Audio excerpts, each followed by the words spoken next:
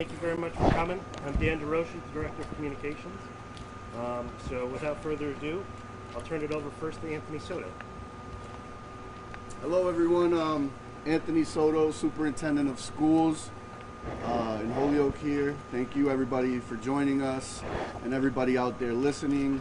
The mayor has a very important announcement for the community. As many of you know, we had a failed vote November a year and a half ago on 2 new middle schools, and we're back in the pipeline for 1 new middle school. And some of the feedback that we had gotten from the community, mainly the ones that were against the new schools, was that the committee was not made up of a diverse background, a wide range of thoughts, and that's something that's really important for this project to be successful. So we're really happy. I won't steal the mayor's thunder in terms of making the announcement, but the mayor's ready to make an announcement on what the process is going to be to select those committees. We have submitted a survey requesting folks to provide input on what it is that they'd like to see in committee members, what characteristics, and we have reviewed that survey. And Mayor Murphy is ready to make an important announcement on how we're going to move forward. So again, thank you. This is a monumental moment for all of our Holyoke Public School students who desperately deserve a new middle school. We haven't had a new middle school since the 80s, or a new school in general since the 80s. So it's really important for this community and moving us in the right direction. So I want to call up Mayor Murphy.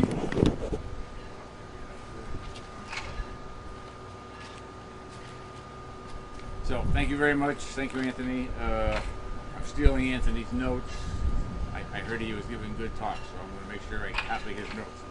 So obviously we are at another opportunity in the city of Holyoke.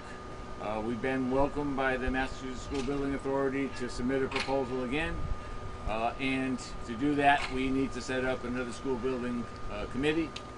And so one of my goals is to make sure that that committee represents the diverse opinions of the city of Holyoke, the diverse populations of the city of Holyoke, and that we work together to find the best, most effective educational facility within our economic means.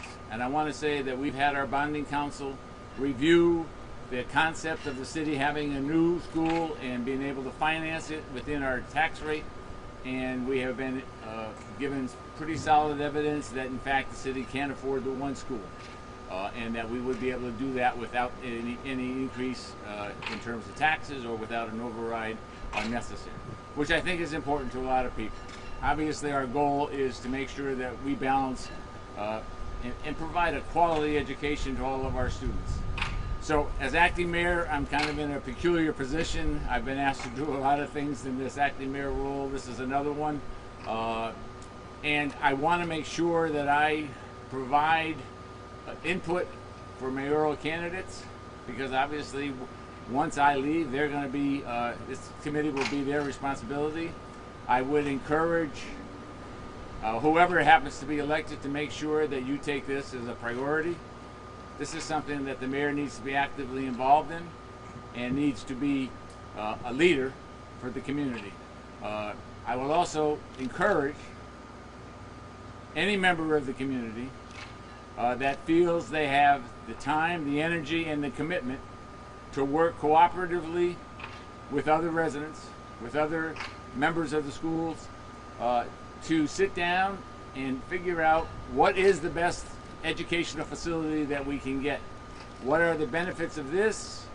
What are the disadvantages of this?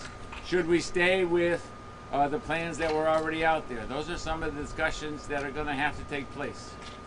We're looking at potentially between 10 and 12 active full-time members of the committee. And when I say active full-time members, one of the things I want to do as I interview people, and I will interview people, is verify that they're making the commitment to be here. It does us no good if people volunteer but do not attend the meetings, and this is about a 10 to 12 hour commitment a month for several years. So obviously we're looking for people that are dedicated to doing this the right way. And I encourage all of those citizens, business leaders, educational leaders, members of all aspects of the community, people who have their children in the schools, to volunteer, to come forward, to meet with me, to let me know your thoughts. The second thing we're trying to do here is to create opportunities where you're not necessarily having to be here for 10 or 12 hours a month, but have subcommittees which would work on the specific aspects, whether it be the economic aspect, whether it be the economic diversity aspect, whether it be the transportation issues, whatever those kind of things that come up, that this smaller subcommittees would work with a leader from the full school building authority and make recommendations to that building committee. But time limit, we are looking for people submitting their applications through the mayor's office by August 30th, which would be 3 weeks from today. I would hope to be able to, within 2 weeks after that, put a committee together, having discussed what my recommendations are with any mayoral candidate that wants to meet with me, so that I will get their input. I will take that into serious consideration, and then hopefully get this committee started in mid to late September. I believe it's October, first week in October is the deadline to start it, and we have been given a little bit leeway because I am the acting mayor. With that said, I mean, this is a chance for Holyoke to do something positive, to do it and afford it, and to make sure that every child that we have in Holyoke has a chance to get an excellent education, and that's the goal. So I'll certainly entertain any questions, any comments. Yes. Thank you, Mr. Mayor. I recall that the reason that the vote was against building the school was because of how much it was going to cost, not because there was a lack of diversity, not solely because there was a lack of diversity in the community. How is that going to be addressed with this second attempt? I think certainly one of the things that I will be looking at is someone who has a diverse economic background, if you will, who may have been an opponent. Because I want people, if we just say all those that were in favor of it and that's who's back on it, we may not get the trust that we want. And it's got to be a community. We got to get one community. This is what we want to do. This is why we want to do it. And yes, we can afford it. But having somebody with a little more economic expertise who might have been opposed to it, but who can now see what the bonding council is saying, who can see that it's going to be within our regular tax capacity to build a new school and still be able to have the other functions that the city needs, I think that's an important aspect to have.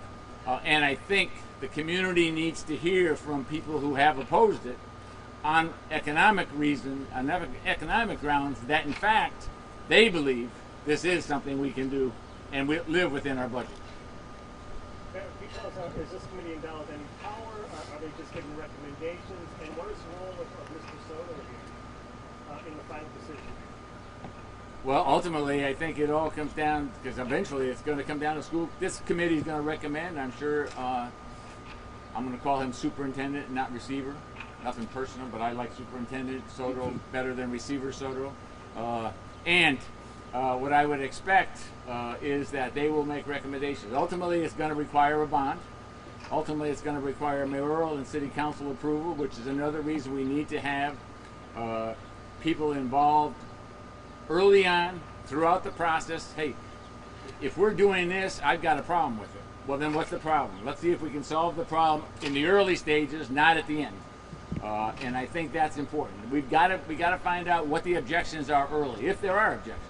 But they would recommend to the mayor and the city council. The mayor would have to eventually submit us a bond to build the schools. Obviously, the Massachusetts School Building Authority would have to go along with our plans and approve it. So they have a lot of influence. Final authority obviously comes when we're doing the bond. Is this the main site that you're looking at right here? Is this why we're here? I mean, I think the former receiver and the MSBA, one of the worst poorly designed schools in Massachusetts. Is this a priority to knock this building down and replace it with a new school? I'm going to say two things, and then I'm going to be a little diplomatic. Not that I've ever been diplomatic in my life, but today I will be. So, first of all, I think this is definitely one of the spots, and it's certainly the one that right now MSBA is looking at as our priority.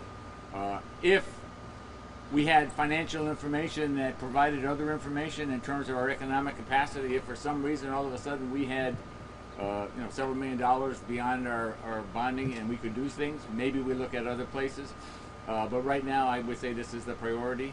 I think the other thing the committee's got to do, but this is down the road, or a committee's going to do is, okay, we've done this. Once this is approved, we've done this. What's our next step? Is there a next step? And if so, what is it? I know the school committee and the superintendent and I know he doesn't call them consultants. What do you call your group? What group are you referring to? The group of your leaders that Okay, the cabinet team? The cabinet team, okay. That they are trying to work out enrollments. How do we get students in the right school? How do we do this and how do we do that? And I will tell you, one of my concerns, and he knows it, one of my concerns is that we try to make this as comfortable and as convenient for the students attending. And by that I mean with as limited transportation needs as possible. I just think kids, if they can be in a neighborhood where they're walking, that just helps you get there. Whether you miss the bus, well, you can take a walk to school. Yes? Last time there was a poll, we were told this is the only opportunity we have for this to happen. And now the authority has invited Holyoke to once again submit a proposal. How did that come out? Well, for one thing, I was the chair of the Charter and Rules Committee when this came through in 2019, and I can recall very clearly speaking, and I don't remember the gentleman's name. The leader was not so. Leader from MSBA had indicated, yeah, this is your one chance. But on the other hand, they also said, because we've approved 2 schools, they also said, we won't go from 2 schools, but maybe you can do 1 school in the future. So, and I think they recognize that we have a need, and I think that's their goal. They just recognize we've got a need. We got to figure out some way to handle that need, to make educational opportunity in Holyoke better. And I compliment them for coming back and not saying, hey, we told you this is it, now get out of the line. Their goal, and their goal should be, how do they help communities, and Holyoke is certainly one of the communities, in need of assistance to provide the facilities for a quality education. I think they're stepping up to do that, so I thank them for that. Mayor, if everything went as you outlined here in forming the committee, what would be the soonest they would come up with a recommendation, and how long would it take to put that through the process and actually get a school building open? Let me start with the school building and opening. As I recall, and Anthony, you correct me if I'm wrong, we've talked between fall of 25 and spring of 26. Yep. My goal would be fall of 25. I would love to have a new school opened so that kids are coming out of summer and going right into a new school. And plus you have the time for parents to know, my kid's going to be going to this school next year, rather than switching in the middle of the year. I'm sure that the children that would switch from fall of 25 to spring of 26 to go to a new school, they would probably be happy, but it certainly would be more chaotic in terms of organization. I would think the recommendations, we are looking at probably in mid to late 22 to get a final approval. We're trying to get on it for April, if I'm not mistaken. Yes. We're trying to get on the state MSBA docket for April of 22, and I would expect at some point, probably 2 or 3 months after that, that we would have some concept. This is what's happening. Yes, you are going to be authorized, and this is the funding we're going to potentially authorize. How much of the bond council saying the annual payment would be? We're probably a school here is up $65 million probably. So what are we talking about in annual bond payments? Well, we wouldn't be doing 2 things. We wouldn't be bonding $65 million. I mean, the state will be coming up with a significant portion. I would expect the state's going to come up with at least 35 of that, if not more. Number one, I will tell you, and I don't have the figures in front of me. I will tell you what they've done is they've looked at our bonding requirements for the next 20 years, plugged in what we expect the city would pay in a $30 million bond range, plugged that in, also plugged in, if I'm not mistaken, a $500,000 commitment from the school department to help offset some of that bond cost. And I think that's important to note, that the schools feel it's important enough that they would do that and provide those funding. So I would just tell you, we've gone over the 20 years. The cost, including the schools, would leave us as a percentage of our total city budget, bonding would be similar. So it would not have a major negative impact on our budget. Can I ask the superintendent a question? Sure. Superintendent Soto, could you please remind us, why is it important to have these buildings? It's important to have these new buildings because our students deserve it. Our students deserve the educational, the environment conditions in the school that show them that we really value them. Our students deserve it just as much as other surrounding communities that are getting new buildings. We haven't had a new building since the middle 80s. I think it was 1987 was the last time that we had a new building, and that was Dean. And this building in particular, for example, was it was designed very poorly. The electrical capacity isn't there. We can't even add air conditioning. So offering summer programming in a school like this is just not ideal because it would be too unbearable for student learning. If you look at our windows here, they're tired. It's built in like pods, so there's a lot of safety concerns. But what we did many years ago was we tried to take a bunch of elementary school buildings and turn them into middle schools, and that just hasn't worked for our students. We have a lot of small middle schools spread across the city where teachers really don't have collaboration time, where the grade spans are 2 teachers per grade. So we're asking our teachers to teach out of content, in some cases teach out of their grade. This is really about bringing a real strong middle school experience and designing a facility that supports our educational plan for middle schools. What would be the capacity of the middle school you're proposing to build? It would be 550 students, give or take. Have you looked at demographic trends and things like that in terms of building a 550 student school? Are you going to have the students fill it if you're getting built by? We would absolutely. Yeah, when we were building 2 new middle schools, it would have been 502 buildings at 550 students, and that would be able to support our entire middle school population. Enrollment's been relatively flat for the last few years. I'd say the pandemic has had an impact on enrollment for Holyoke Public Schools, primarily in the early grades. So we're seeing a decrease in enrollment in our pre-K and kindergarten grades. Rightfully so. I think there's some families out there that aren't ready to send their young ones to school yet, and our enrollment reflects that. But we've been able to maintain relatively flat enrollment, and in fact, there's more students that are living in other communities and choosing to come to Holyoke Public Schools as one of their options than there has been in the last 5 years. Hi, Superintendent. I wasn't here earlier in the press conference. Did you guys make a decision on masks when it comes to going back to school? So this press conference is about the school building committee, and I don't want an announcement like that to overshadow, because this is a really important part of getting new buildings. I will say that we do plan on releasing our full back to school plan by Wednesday, by the middle of this week. Okay. So and that will include all the information around masking, around safety protocols. We do plan on bringing our students back earlier than most districts in this region. Our students are grades 1 to 12 will be coming back Monday, August 23rd, and then the following week pre-K and K will be added. Mayor, what's the process for people who want to be on the committee? What should they do? They should.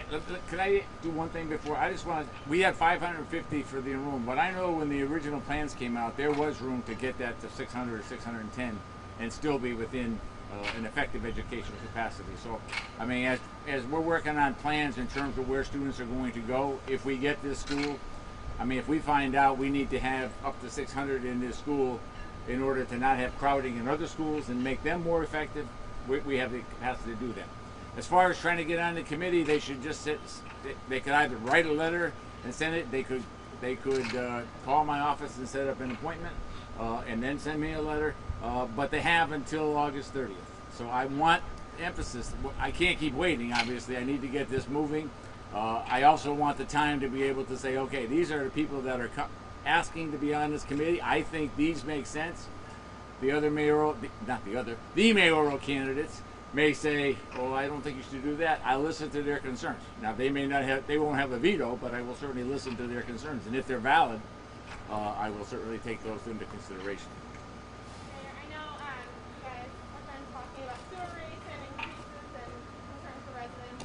How would you kind of address maybe some concerns that people have regarding not only maybe increased sewer rates, but increased cost of living because of building a school and taxes and stuff? Okay. This building and school will not increase our tax obligation. I mean, that is going to stay stable. What I have tried to do with the sewer, which I do think makes sense, is balance our city budget, which would then make it much more predictable in terms of what we can provide and do so within our capacity. Obviously, that's an issue that's still out there. I'm still working to get some clarification as to whether or not we need to have another vote, or the vote was already adopted. We've had some legal issues. I actually had a call in before here to have a city solicitor meet with me today. So, but again, this is an exciting opportunity. I think we've got a chance to make a difference. We got a chance to make a difference with, if not unanimous support, certainly a tremendous percentage of support within this community. I don't know, even the people that were opposed to this, mostly on economic grounds, I never heard anybody say, we don't want kids to get a good education. Let's find a way to do that. And I think this is the valid compromise, at least to start with, and then we move forward. And I will say, and I want to give Anthony and his cabinet very strong endorsements. They are also working to make sure that what we do in the interim and what we do after the school is built also provides every school, every building, every student with a quality education, and with an integrated diversity in our schools, which is also critical. Any other questions? Okay. Thank you very much. Again, it's going to be, we'll have some action in the next 3 weeks as far as that's concerned, and then I'll be hopefully name the committee by September 13th, and then we'll get it moving. Thank you very much.